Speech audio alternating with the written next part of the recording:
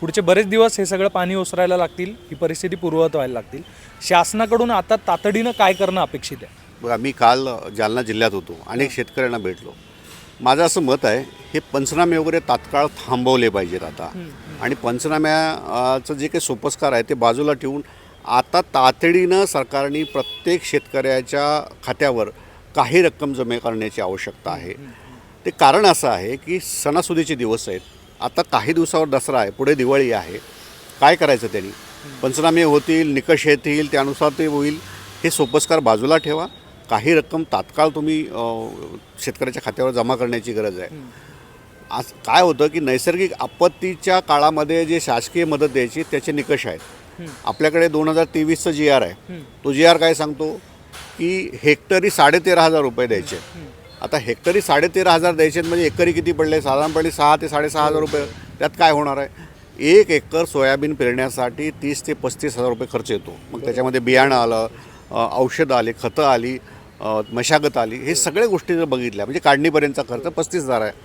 याच्याने काय होणार आहे? आणि आता उभं पीक काढण्यापेक्षा हा जो चिखल झालेला आहे हा निस्तारण्यासाठी येणारा खर्च प्रचंड आहे. म्हणजे त्याची आपण मोजदच करू शकत नाही.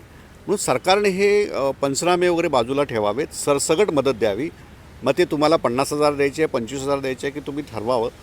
काय असतं की ही आणीबाणीची परिस्थिती आहे, ही सर्वसाधारण परिस्थिती नाही.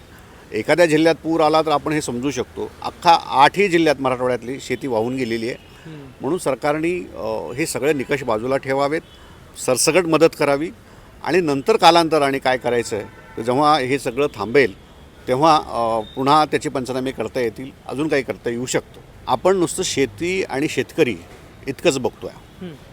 मराठवाड्यातल्या अनेक जिल्ह्यांमध्ये शाळा बंद आहेत, कारण शाळांमध्ये पाणी आहे. अनेक शाळांची डागडुजी झालेली नाही वेळेत. त्या निजामकालीन शाळा आहेत त्या सगळ्या. ह्या शाळा पडल्यात अक्षरशः. दवाखान्यांची तीच परिस्थिती आहे, रस्त्यांची तीच परिस्थिती आहे. मी जेव्हा अंबडला काल गेलो होतो की त्या तालुक्यातल्या जवळपास 16 गावातली मुलं शाळेत जाऊ शकत नाही, कारण रस्ताच नाही, कारण नदी आहे आडवी, पाणी आहे पुलावर. त्या मुलांची शाळा थांबलेली आज. म्हणजे एकीकडे शेतकऱ्याचं पुनर्वसन, शेतीचं पुनर्वसन, आणि दुसरीकडे हा जो पायाभूत सुविधांचा जो काही खर्च येणार आहे तो वेगळा असेल. म्हणजे रस्ते असतील, बंधारे असतील, शाळांची डागडुजी असेल, प्राथमिक आरोग्य केंद्राची डागडुजी असेल, आणि ज्यांचे संसारच वाहून गेलेले आहेत. म्हणजे सीना कोळेगाव म्हणजे भूम परांडा हा जो परिसर बघितला त्याचं बॅकवॉटर तिकडे आलं. भीमा आणि सीना या 2 नद्यांच्या संगमाच्या वेळेला ते सगळं पाणी गावांमध्ये आलेलं आहे.